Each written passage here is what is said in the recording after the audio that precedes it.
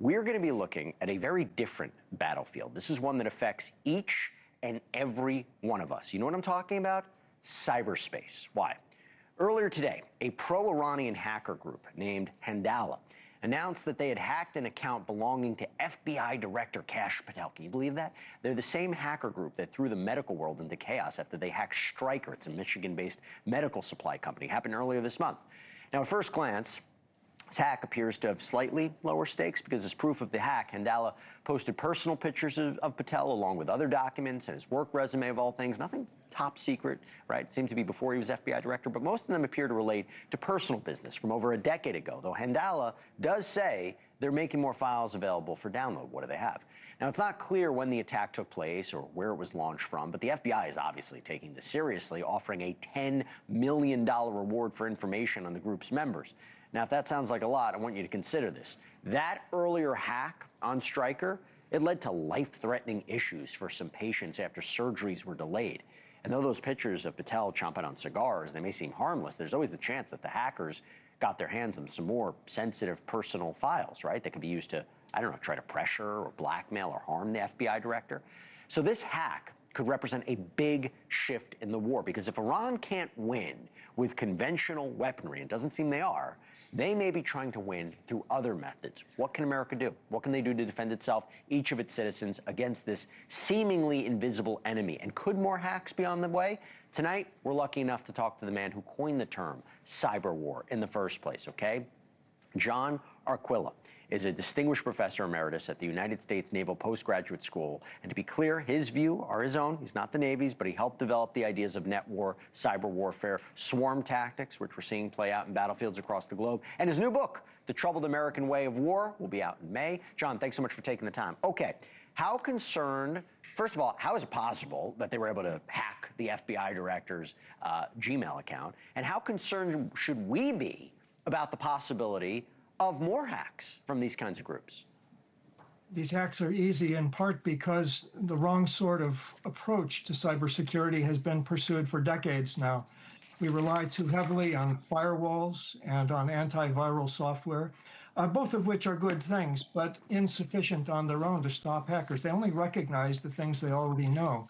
So I think this is a teachable moment. When we see the FBI director himself being hacked, we know that all individuals have to pay more attention to their security, as well as our commercial institutions, which hemorrhage out about $500 billion of intellectual property each year to hackers. And of course, this affects our military, which is increasingly what empowers it, of course, is a lot of this advanced information technology with AI coordinating the air campaign over in Iran.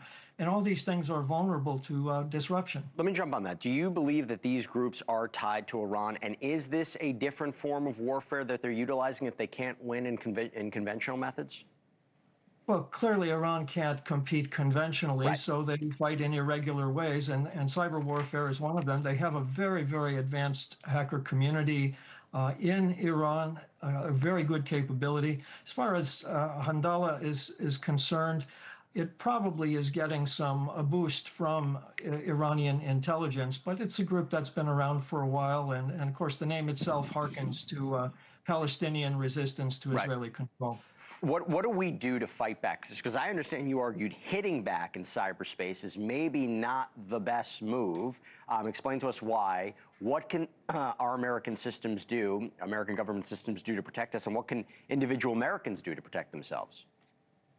Well, we're a very open society, and the idea that we would use cyber attacks on the infrastructure of Iran or any other country, or China, North Korea, these are more closed societies, and our society is target-rich, whether it's individuals, commercial institutions, infrastructure, or the military. And so we really should be emphasizing defense, improving our mobility of data by using more of the cloud, and of course, encrypting information.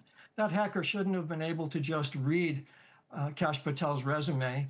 He ought to have seen sets of figures that were already encrypted, so he didn't even know what he was looking at. And we use encryption far less than we should. Why do I feel like they have more, right? I mean, it seemed to me it was, you know, kind of innocuous, right? A little benign what they had of him. But it seemed to me, and we don't know when they got all this material, do you think that they have more and they're not releasing it just yet?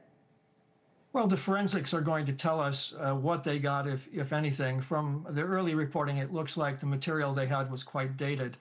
And so I'm a little less concerned about that. But your question is right on point, and we need to do the important forensics here. And I would say also this is a little bit of a stunt on Handala's part, and it gives us an opportunity to see the method of intrusion that was used and to backhack it. And you know, in cyber warfare, when you use one type of exploit, you may not be able to use it again because you've revealed your capabilities. You have to be very careful when you do an advanced hack. And real quick, about 30 seconds, any software, any product Americans should buy to protect themselves? I'm not involved in endorsing any product, but Fair. let me just say that we should all be encrypting things that we care about, not your daily hello email, but anything you consider sensitive. There are many different companies that allow you to do end-to-end encryption on your messages, change your passwords regularly. And by the way, government and industry, move beyond firewalls, move beyond antivirals, and get going with cloud computing, data mobility, and strong encryption all the time. New day and age. John Arquilla, this was such a useful and important conversation.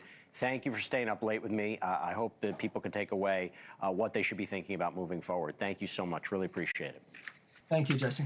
Thank you for watching. Subscribe below and download our NewsNation app right now on your phone, and you will get fact-based, unbiased news for all Americans.